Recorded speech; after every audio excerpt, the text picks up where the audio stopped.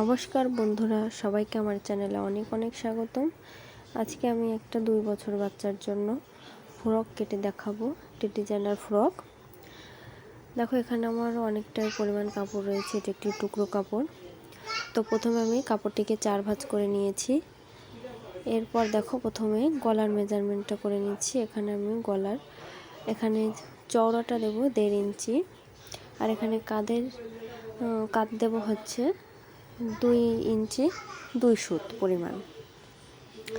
এরপর দেখো আর্মহোলের অংশ দেব 4 ইঞ্চি। 4 ইঞ্চিতে দাগ দিয়ে আমি গোল রাউন্ড শেপ দিয়ে নিচ্ছি। এরপর দেখো গলার লম্বাটা দেব 3 ইঞ্চি।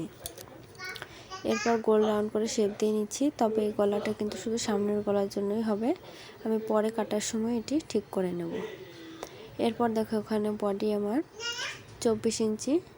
24 ইঞ্চিকে 4 ভাগ করলে হয় 6 ইঞ্চি, আর 6 ইঞ্চি থেকে আমি এক্সট্রা 2 ইঞ্চি বাড়িয়ে নিয়েছি সেলাই মার্জিনের জন্য। এবার দেখো কাটিং করে নিচ্ছি, এভাবে করে কাটিং করে নেব। কাটিংটি আমার হয়ে গেল। এবার দেখো দুটি পার্ট আমি আলাদা করে নিচ্ছি। এরপর আমি গলাটি কাটিং করব। প্রথমে আমি প্রথম পার্টের গলাটি কাটবো, মানে সামনের পার্টের গলাটি। দেখো যেহেতু মার্জিন করাই আছে, সেজন্য প্রথমে গলাটি আমি কাটিং করে নিচ্ছি। দেখো কাটিং হয়ে গেল। এবার পিছনের পার্টটি কাটিং করব। পেছনের পার্টের গলার মাপ নেব আমি 2 ইঞ্চি, এবং সব দিকে 2 ইঞ্চি 2 ইঞ্চি করে নেব। যেহেতু একটু ছোট গলা হবে, সেজন্য একটু ছড়ানো হবে। এভাবে দেখো গোল রাউন্ড করে নিচ্ছি, এভাবে করে কেটে নেব। দেখো কাটিংটি হয়ে গেছে। এবার বাকি যে কাপড়টুকু রয়েছে সেটুকু আমি ভাঁজ করে দেখব কোন দিক থেকে আমার 6 পেটের যেরকম এক ছাটা জামাগুলো তৈরি করা হয়, আমি ঠিক সেরকম তৈরি করব। উপর থেকে একটু ডিজাইন করব এক কালারের কাপড় দিয়ে। দেখো আমি প্রথমে কাপড়টিকে মাপ করে ধরে দেখছি আমার এভাবে করলে ঝুলে হয় কিনা। এখানে আমার ঝুলের মাপ আছে 22 ইঞ্চি। তো মেপে দেখছি এখানে হয় না আমার ঝুলের মাপ। এরপর আমি অপোজিট সাইড থেকে মেপে নেব। দেখো এবার আমি পুরো কাপড়টিকে মেলিয়ে নিয়েছি।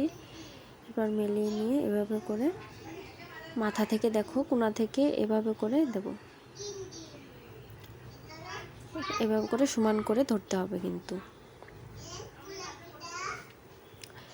এখানে একটা কথা অবশ্যই মনে রাখতে হবে, যত বড়ই বডি হোক না কেন, যত বড় ঝোল হোক না কেন, সব ক্ষেত্রে কিন্তু একইভাবে কাটিং করতে হবে, শুধু বডিটা একটু বেশ কম।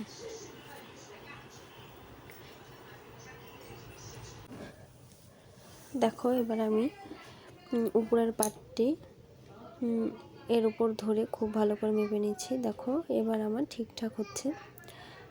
এখানে আমার ঝোল হচ্ছে 22 ইঞ্চি। 22 ইঞ্চিতে একটি দাগ কেটে নেব, এবং 1 ইঞ্চি আমি এক্সট্রা দাগ দিয়ে নেব। এতে করে আমার সেলাই মার্জিনের ক্ষেত্রে ছোট বড় হবে না। তোমরা অবশ্যই খেয়াল রাখবে, যখনই সেলাই কাটিং করবে তখন কিন্তু অবশ্যই 1 ইঞ্চি বা 2 ইঞ্চি বেশি নিয়ে নিতে হবে। দেখো এখানে আমি প্রায় 1.5 ইঞ্চি পরিমাণ বেশি নিয়ে নিয়েছি। এবার সমান করে দাগ দিয়ে নিয়েছি। এবার এটিকে কাটিং করব। দেখো এভাবে করে গোল রাউন্ড করে কাটিং করে নেব। আর এখানে গোল রাউন্ডটা অবশ্যই তোমাদের ব্যাপার, কেউ অনেকটা ছড়ানো পছন্দ করে, কেউ আবার অনেকটা কম পছন্দ করে, সেক্ষেত্রে যার যার পছন্দ অনুযায়ী দিবা।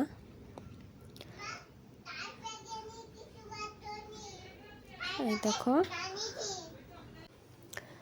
দেখো কাটিংটি হয়ে গেছে। এবার আমি এক কালারের কাপড় দিয়ে যে ডিজাইনটি করব সেটিকে আমি কাটিং করে নেব। এটা একটু টুকরো কাপড়, দেখো একা বাঁকা রয়েছে। এভাবে করে আমি সমান করে নিচ্ছি। দেখো এবার খুব ভালো করে সমান করে নিয়েছি। এবার আমি যে ফ্রকটি কাটিং করে রেখেছি সেটির উপরে আমি এটি বসিয়ে এবার কাটিং করে নেব। ডিজাইনটি প্রথমে এঁকে নেব। দেখো এভাবে করে ধরতে হবে। এই এক কালার ডিজাইনটা কিন্তু অবশ্যই ছোট থাকতে হবে, নাহলে কিন্তু দেখতে ভালো লাগবে না। তোমরা খুব ভালো করে খেয়াল করে দেখো, এখানে ঝুল রয়েছে 18 ইঞ্চি। এবার দেখো আমি উল্টে নিলাম।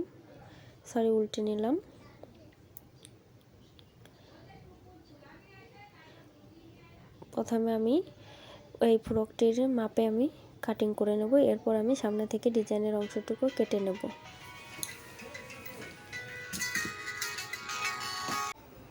দেখো এভাবে করে একই মাপে কেটে নেব। দেখো কাটিংটি হয়ে গেছে। এবার আমি উল্টে তোমাদের ডিজাইনটি করে দেখাবো। আর এই দেখো এইভাবে কোন আছে কিন্তু অনেক সময় হেলে থাকে, এটি কিন্তু অবশ্যই একটু 1/2 ইঞ্চি করে কেটে নিতে হবে। এবার দেখো এই উপরের পাটটি আমি সমান করে উপরে ধরে নিচ্ছি গলাটি কাটিং করার জন্য। এই দেখো এভাবে সমান করে ধরে দেখো এইভাবে একই মাপে আমি গলাটি কাটিং করে নিয়েছি। এবার আমি এটিকে উঠিয়ে নেব, এবার ডিজাইন করব। এভাবে করে দেখো গোল রাউন্ড শেপ করে নিয়ে আমি দেখো এইভাবে সেলাই করে নেব, নিচ থেকে কাটিং করে নেব। প্রথমে আমি গোলটি কাটিং করে নিচ্ছি।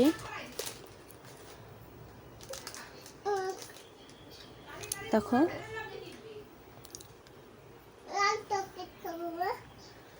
এই তো হয়ে গেছে। এবার আমি পুরো নিচ পর্যন্ত কাটিং করে নেব। এবার আমি তোমাদের ডিজাইনটি পুরো দেখাচ্ছি খুলিয়ে। প্রথমে এভাবে সমান করে ফ্রকটি ধরছি।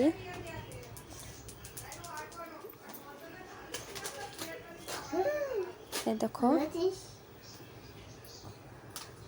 এভাবে করে সমান করে ধরতে হবে। দেখো এভাবে করে ডিজাইনটি হবে।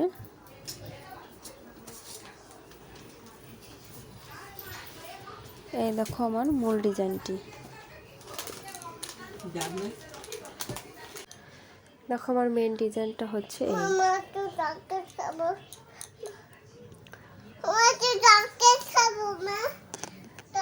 এটা হচ্ছে